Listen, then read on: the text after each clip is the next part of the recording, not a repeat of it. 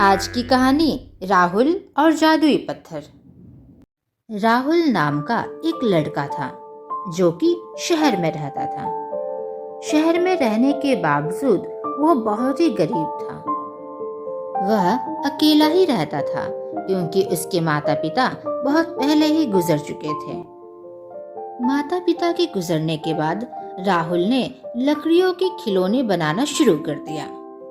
बहुत सालों तक राहुल अपना गुजारा इसी खिलौनों को बेचकर किया करता था।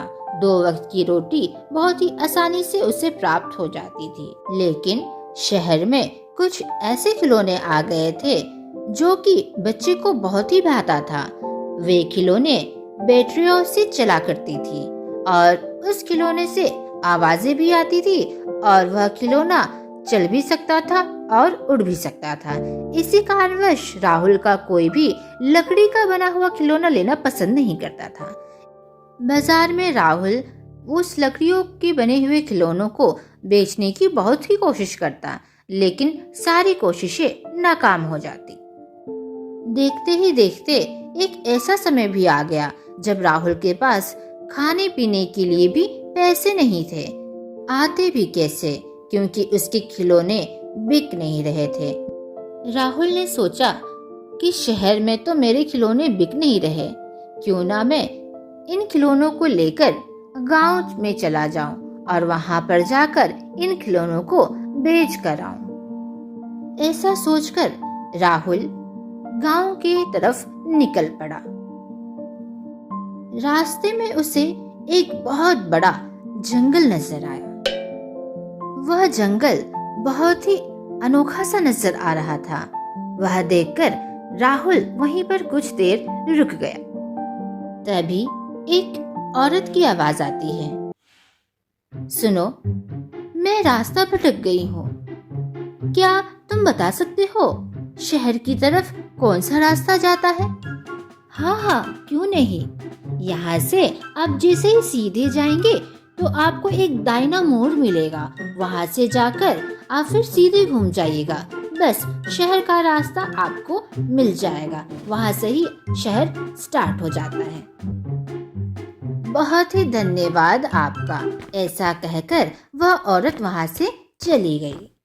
तभी राहुल की नजर एक चमचमाती हुई पत्थर पर पड़ती है।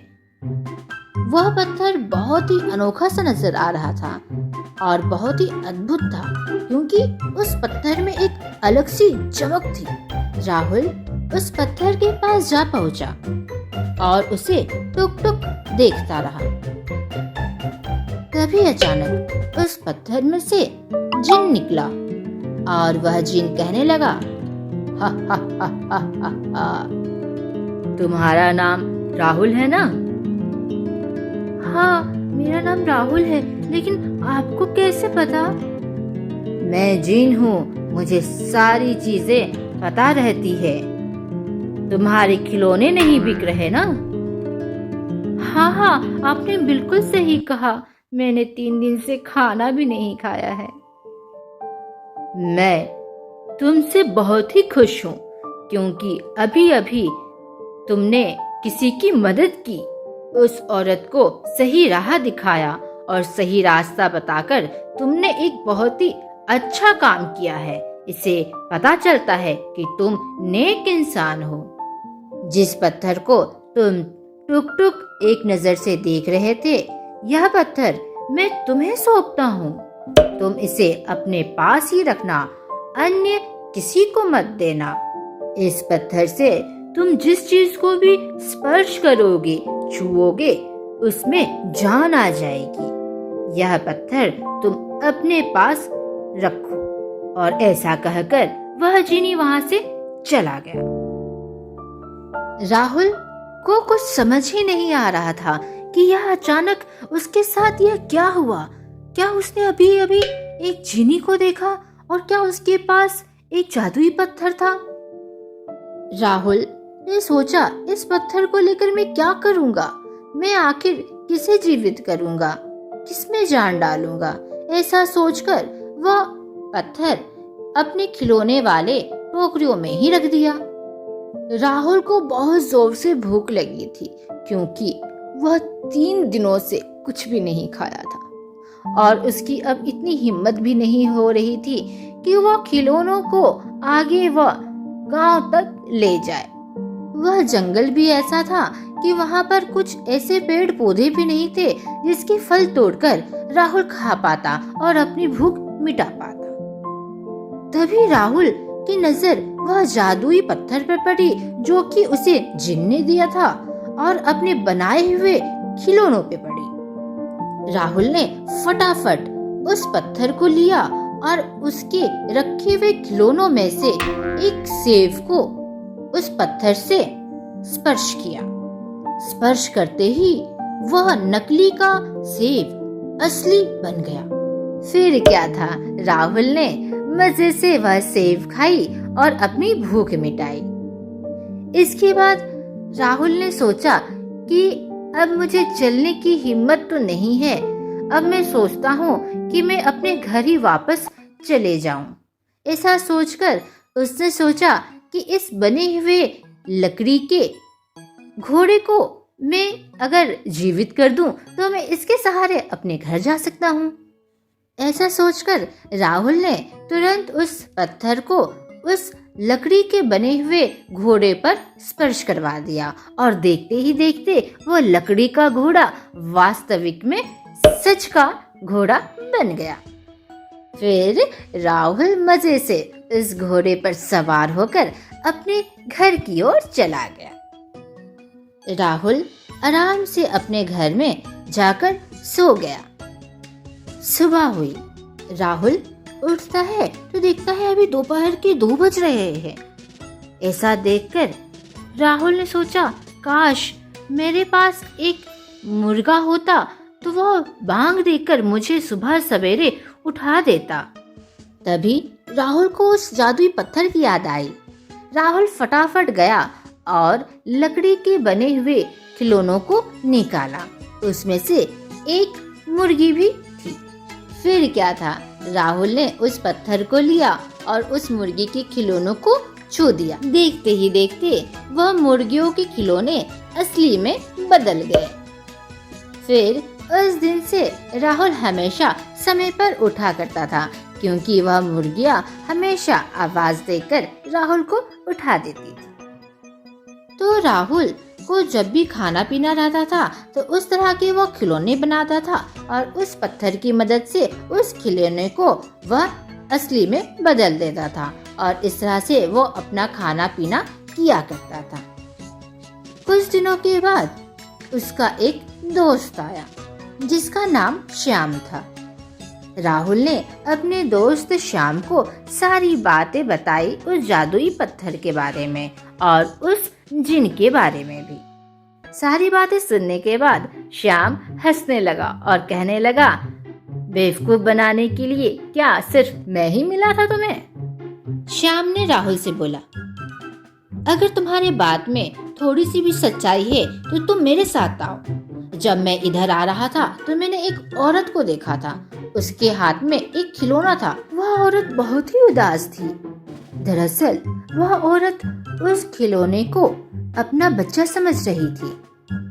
अगर तुम्हारे बात में थोड़ी भी सच्चाई है तो क्या तुम उस खिलौने को जीवित कर सकते हो? राहुल ने कहा, हाँ क्यों नहीं, चलो कहाँ पर है, मुझे ले चलो। वो दोनों उस औरत के पास जा पहुँचे। राहुल ने जैसे ही उस औरत को देखा तो उसे बहुत ही दया आई। वो बहुत ही उदास हुआ यह देखकर कि यह उसे असली मानकर अपने गले से लगाई हुई है। राहुल ने तुरंत जादुई पत्थर निकाला और उस खिलौने को छुआ। देखते ही देखते वह खिलौना सच का बच्चा बन गया।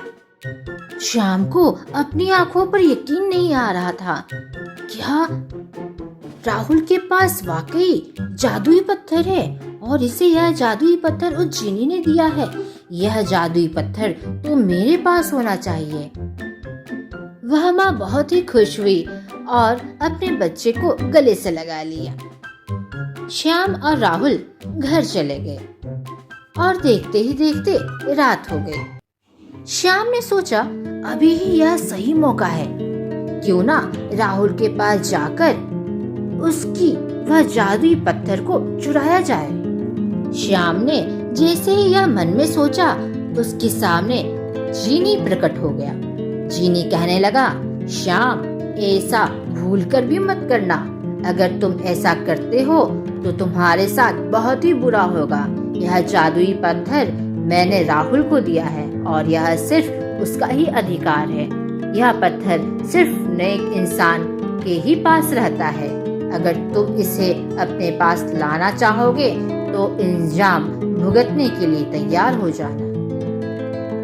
श्याम ने उस जीनी की बात पर यकीन नहीं किया और जाकर उस जादुई पत्थर को चुरा लिया। राहुल को यह पता ही नहीं था कि उसके पास अब जादुई पत्थर नहीं है। श्याम ने ढेर सारे सोने के सिक्के के खिलौने खरीदे और जंगल में चला गया। जंगल में जाने के बाद उसने वह सोने के सिक्के को रखा और उस पत्थर को उस खिलौने से स्पर्श करवाया। देखते ही देखते श्याम पत्थर का बन गया। तभी वहां जीनी आया और कहने लगा, हा हा हा हा, श्याम, मैंने बोला था ना, यह गलती भूल कर भी मत करना और इसका अंजाम तुम्हारे सामने है। तुमने अपने सच्चे साथी को धोखा दिया है। अब तुम जीवन भर इसी तरह मूर्ति बने हुए इस जंगल में रहोगे। ऐसा कहकर वह जीनी वहाँ से चला गया और जीनी ने वह जादुई पत्थर राहुल के पास रखकर वहाँ से चला गया। तो आज की कहानी से हमें यह सीख मिलती है कि कभी भी किसी को धोखा नहीं देना चाहिए। श्याम ने लालचवश अपने सच्चे साथी को धोखा दिया और चोरी चुपके उसकी जादुई पत्थर चुराकर अपने पास रखने की कोशिश की, जिसका परिणाम तो अब आप सभी जानते हैं। आज का प्रश्न, राहुल किसके खिलौने बनाता था? आपका समय स्टार्ट होता है अब। 1 2 3 4 5 टाइम्स अप। सही जवाब है राहुल लकड़ियों के खिलौने बनाता था। अभी के लिए बस इतना ही। मिलते हैं फिर नेक्स्ट हिंदी कार्टून कहानी में। Good bye.